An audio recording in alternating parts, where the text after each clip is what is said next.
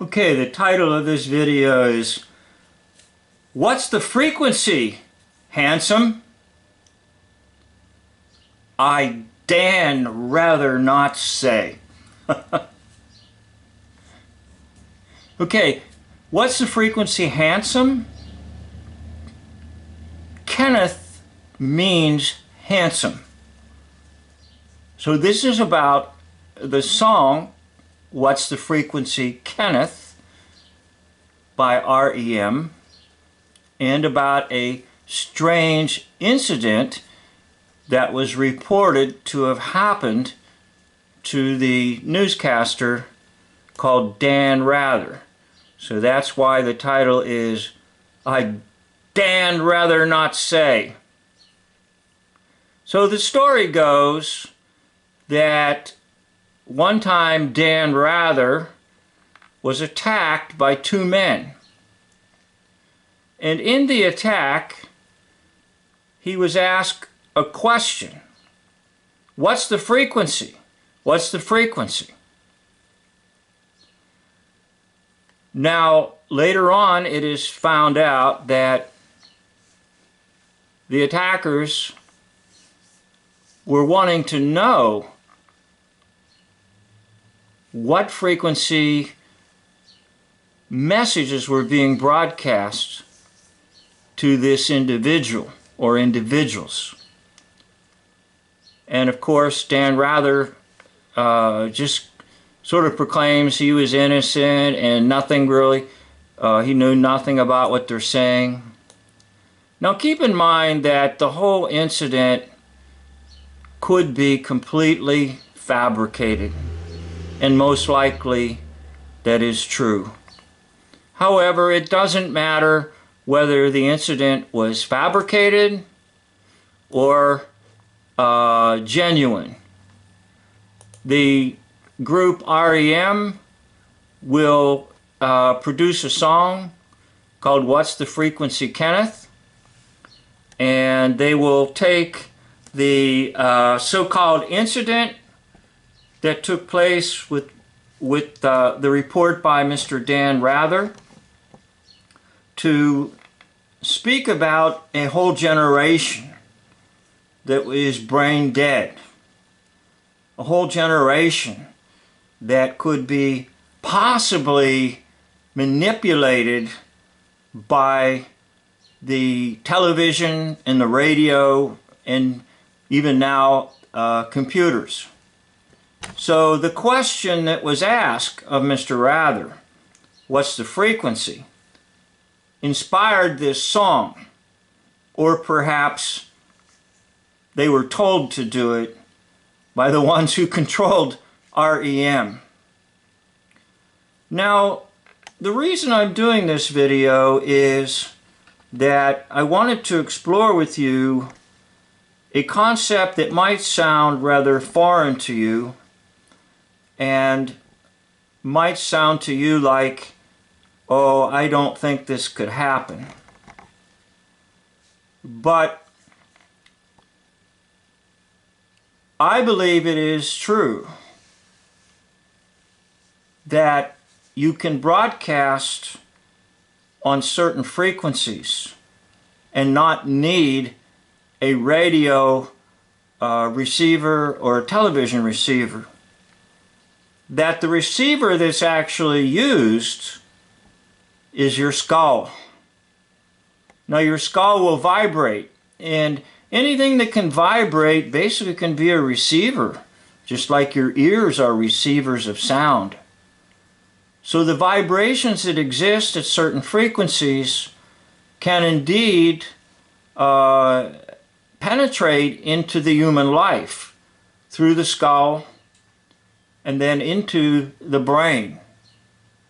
Now, some of you might doubt this, but I want to refer you to a researcher by the name of Anthony Sutton. And Mr. Sutton was a researcher at the Hoover Institute. He's the brilliant man who gave us a couple of volumes in writing documenting the fact that the Soviet Union,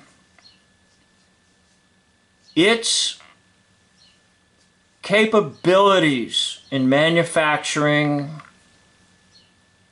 or of producing armament or whatever you want to say, is exclusively due to the influence of and the power of and the money from the Western powers.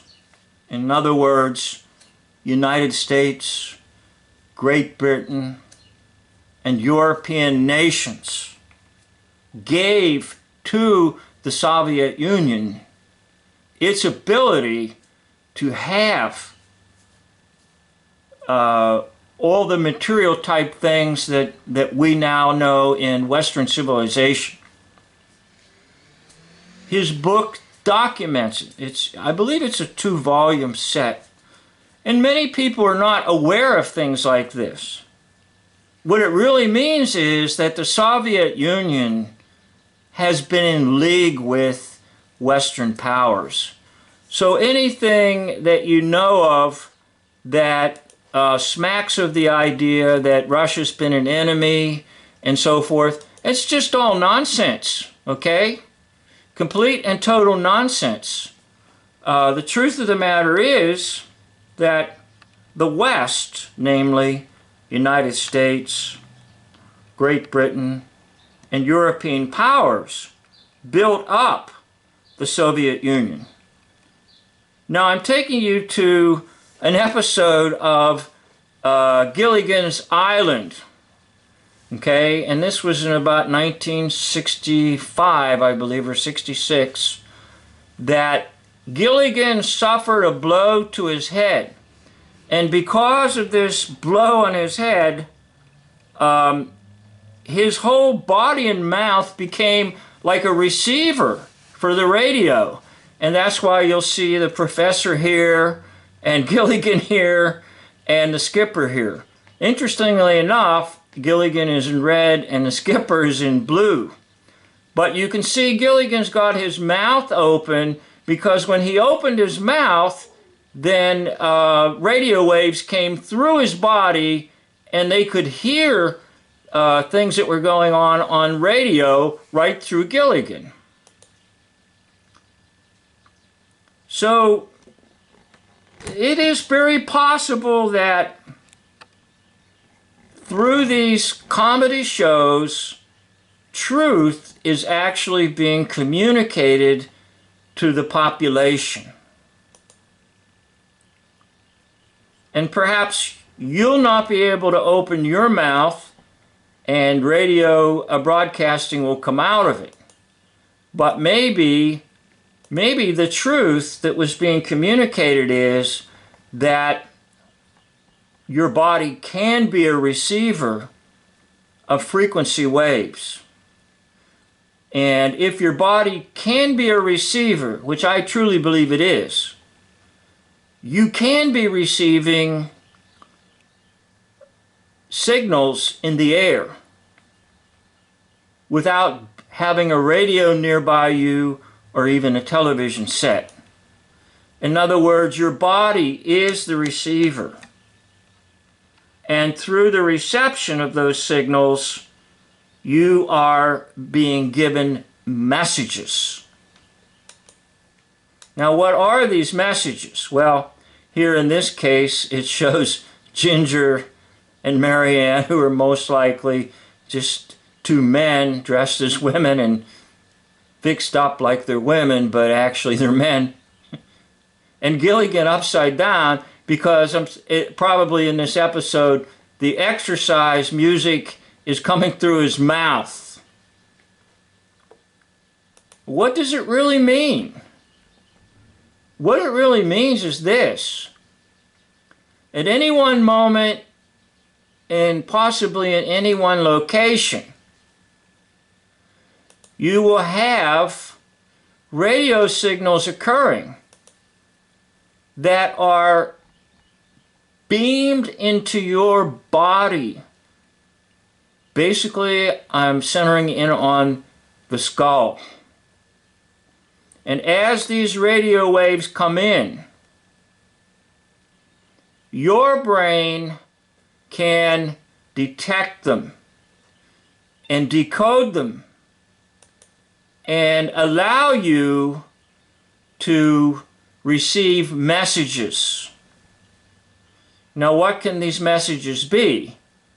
Well, they could be anything, such as, like in the subliminal messages under the national anthem that were broadcast on television, those could actually be seen by the naked eye, but actually at such a fast rate that you don't really know you received them.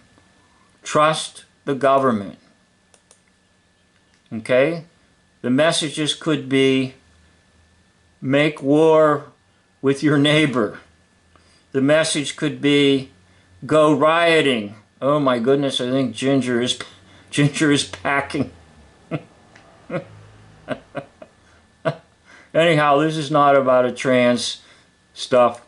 But back to the whole idea and the whole concept with these frequencies. What's the frequency, Kenneth? Okay. What's the frequency, Kenneth? That's not Kenneth, that's a commercial. What's the frequency, Kenneth? The ad or the story that was given by Dan Rather seems so wacky and so insane that the average person will say, oh my, that's just so crazy. I don't believe a word of it. Well, that's when you need to pay attention, okay? Because that's how the hoax lie system works, all right?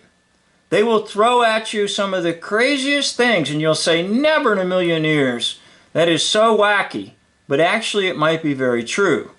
So in this case, Dan Rather was the victim, or basically the actor, that told of people who attacked him with an insane question. What's the frequency, Kenneth? And very possibly his name is not Dan Rather. That's just a stage name. Remember, all the names that are in the public realm, they're stage names. They're not, quote, the R-E-A-L real name of that individual. They have always functioned with stage names. So when they say, what's the frequency, Kenneth? They might have actually been referring to his actual name. Well, the title of this has been, what's the frequency, handsome? And that's the meaning of the name Kenneth. I'd Dan rather not say. Thank you for watching.